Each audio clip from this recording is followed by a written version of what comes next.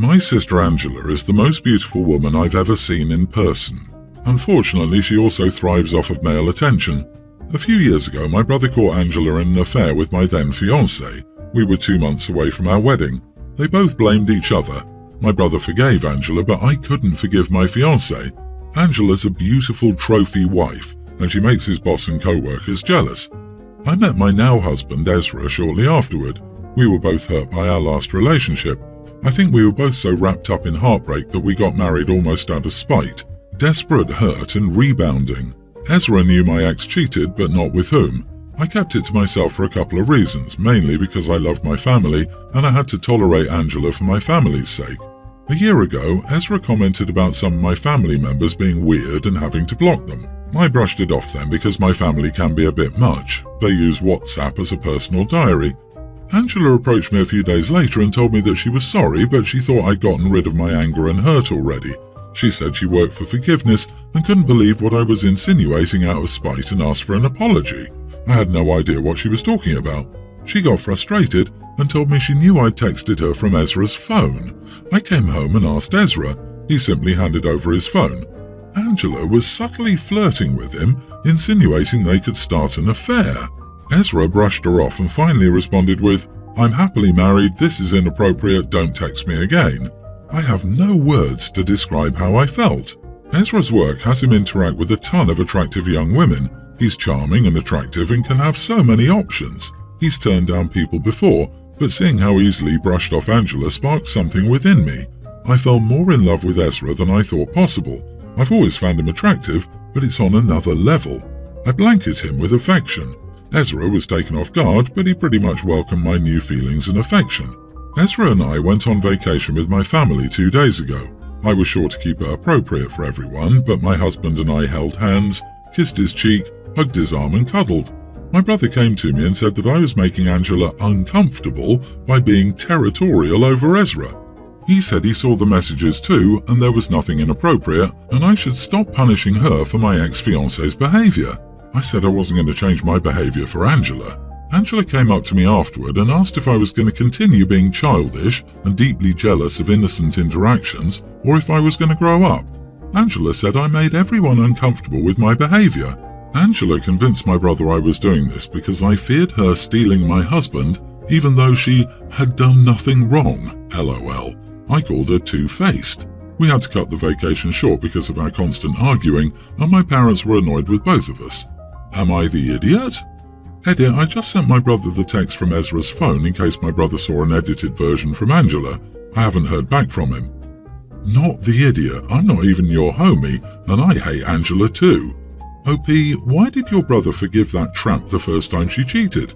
She obviously flirted with your husband, and your brother dismissed it, which is dumb considering her history. Heck, the fact that he's still with her after she screwed your ex, and you have to deal with her presence at family gatherings, is disrespectful to you. Flirting with a married man and suggesting an affair, she's done nothing wrong. What a chump and whipped by her. Some people would just tolerate anything to keep a relationship. That's your husband. They need to be concerned with their own. Instead of whining about it, why can't they be affectionate with each other?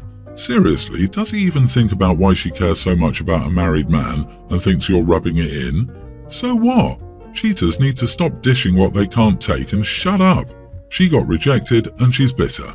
Angela is probably sleeping with her brother's boss. The closer the proximity to her husband, the greater the thrill. She'd sleep with your dad if she could get away with it. If your parents are mad at you, send them a screenshot of Angela's text to your husband and his reply. Honestly, if you want to keep your relationship strong, I would limit contact with your brother because he will never have your back. Enjoy your marriage.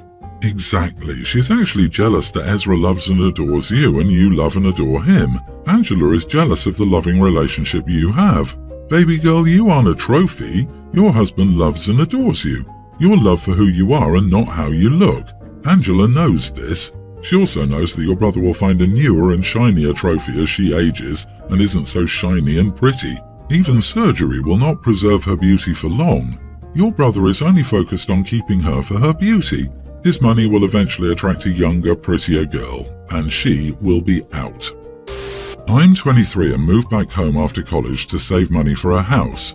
I work a decent job and make like $65,000. I live with my dad and my 3 younger half-brothers, pre-tween, tween and almost teen. Actually, the youngest has the same mom as the other 2, but my dad isn't his dad. My dad adopted him. Their mom lost custody a long time ago and pays child support. She lives on a trust fund. My dad stopped getting child support because she used all her money on drugs. My dad works though. All of a sudden, my dad started asking me for rent. I told him, no, you want money from me because you aren't getting child support. I'm not paying you child support because your baby mama can't. You should get a second job instead of pushing your child to pay for your other kids. I'm trying to save money for my own place and not live off other people, so why is he trying to live off me? He told me I make enough to pay rent, and I said you didn't ask me when you were getting child support, so yes, you aren't asking for rent, you're asking for child support. Edit, it's not rent, it's child support. He's asking me for $400 a month, which is the same amount as the child support he was getting. None of my friends have to pay their parents anything when they live together. Their parents actually offer them money. My dad's utilities are probably not much more since I moved in. He didn't ask me to pay that. Sorry, but at 23 with a $65,000 job, you're old enough and make enough to make reasonable rent payments. You're living off your dad, and now you say he wants to live off you? You should have been helping with rent or utilities already. You either help or move. You are the idiot, OP. You're an adult and your dad doesn't even have to allow you to live there. He doesn't need to give you a reason to charge you rent, and it's none of your business what the money goes towards or why he needs it. Don't like it? You have options. You can find your own place and pay even more rent and bills. My dad's utilities are probably not much more since I moved in. I need to ask my parents if I was this dense at 23. So don't talk about adult things you don't understand like utility bills, because it's really embarrassing that you're 23 and this immature and unaware. Don't expose yourself for not understanding the cost of things. Everyone will know it's because you live off your daddy. Shame on you for expecting your dad to support you when you're a fully grown adult. I, nearly adult male, went to the doctor a week ago for my yearly checkup. I'm 178 centimeters, 5'10", and have been since I was about 15.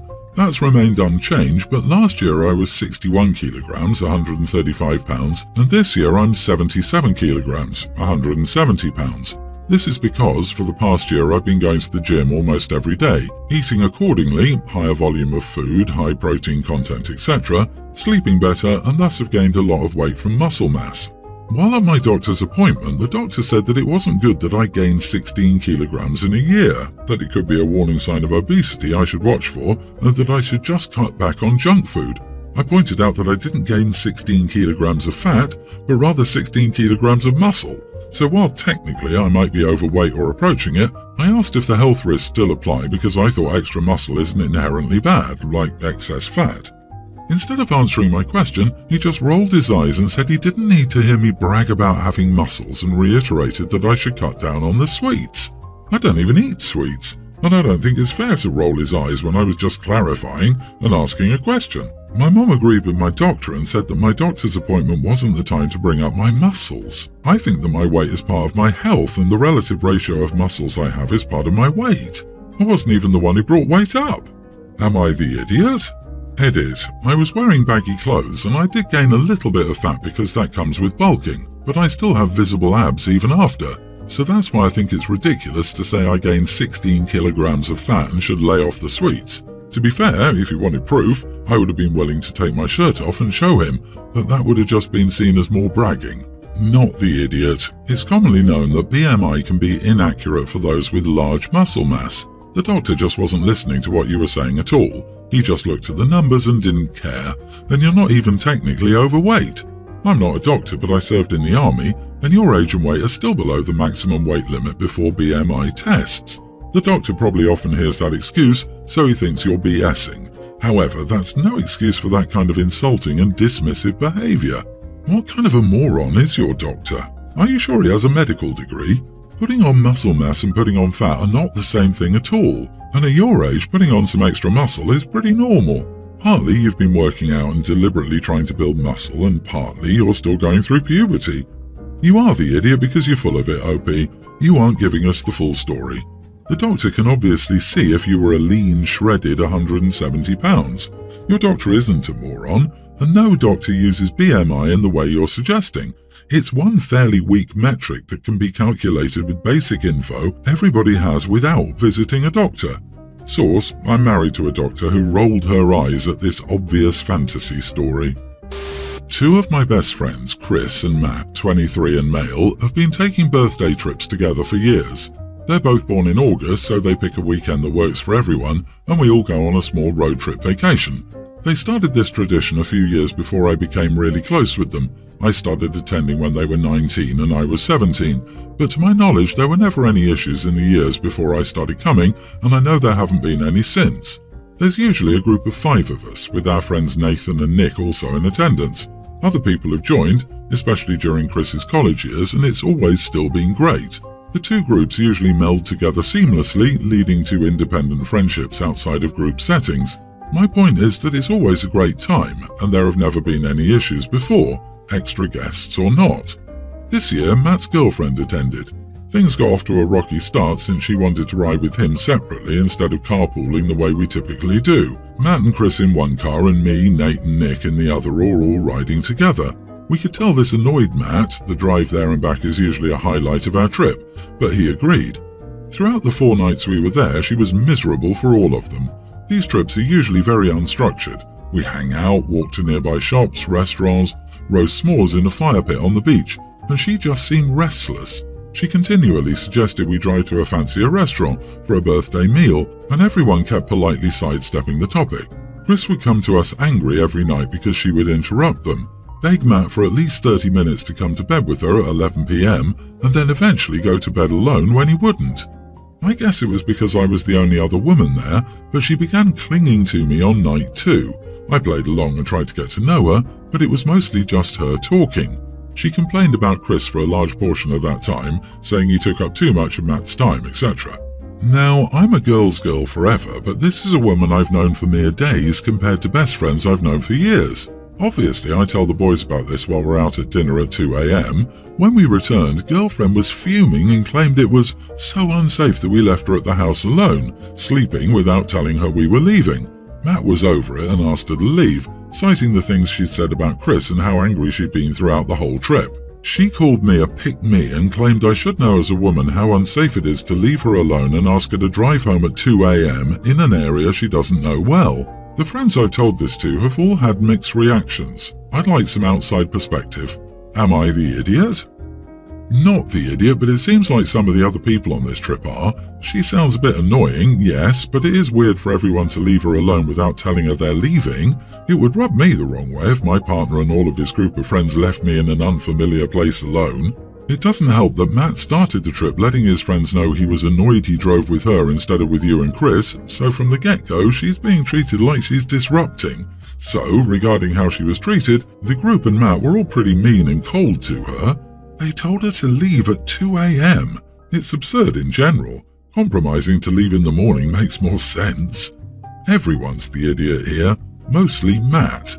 The dude invited her, then didn't want to drive with her and acted beleaguered that his girlfriend wanted to sleep with him. Anyway, I hope she and Matt break up and she never has an experience like this again. Matt sounds like he isn't ready to date anyone if he treats his girlfriends like they're a hindrance when his friends are around. You are the idiot, OP. It's clear in this post that you don't like this woman. I mean, you think so little of her that you named like 4 people and couldn't be bothered to give her a name. You made her an object of Matt. Whether you knew her for 5 seconds or 5 years, she talked to you because you're the only girl there and felt like maybe you could say something or help her out. Instead, you decided to be one of the boys and pick on her behind her back. Get over yourself. I, mid-teen male, like certain snacks that you can only get at the Asian food market where I live. They have strange flavors and spices, but I think they're delicious. I was at my dad's house about 2 weeks ago and his wife said my snacks smelled good and asked me to try some. I said sure and let her have a few. Later that day I went to get some more from the cupboard and they were all gone. She'd eaten like 4 bags of them. That's like $20. Plus now I have to go downtown to get more. I asked my dad if he could please give me a ride and replace my snacks. He said no, and sharing is caring, BS. So now I only take what I'm going to eat there and leave the rest at my mom's house. My father says that my wife is craving the snacks I had before. I told him where to buy them. He asked me just to pick up some the next time I went. I said I would as soon as he paid me for the one she already ate. He said no, that we're family and we share. I said fine, then give me enough money to buy some for her and some for me, and we will share. He said that's not how sharing works. He says I'm being a little jerk since he feeds me at his house. I should share the snacks I buy with my own money. That's a hard no for me. I just think I'll stop taking any over there. Not the idiot. Sharing without asking is stealing. Since you shared without being asked permission last time, it's time for someone else to buy the treats. He refused to take you to get them, so you gave him the location. He can go get them if it's so important to him for her to have them. Not long after I started my previous job, HR sent out a campus-wide email reminding people not to borrow money from co-workers without permission. I was floored. I feel like please don't steal shouldn't need to be said at work. It sure as heck doesn't need to be said at home, and certainly not to adults. The audacity of that man. Put on your big boy pants and head downtown to get your wife some snacks. You are a mid-teen. Geez, so young, and he wants you to feed your stepmom. What a loser, both of them. Just stop going altogether. You can eat your snacks in peace at your actual house. Before doing that, though, I would completely use up whatever your dad specifically likes, snacks, food, shampoo, etc., and tell him sharing is caring.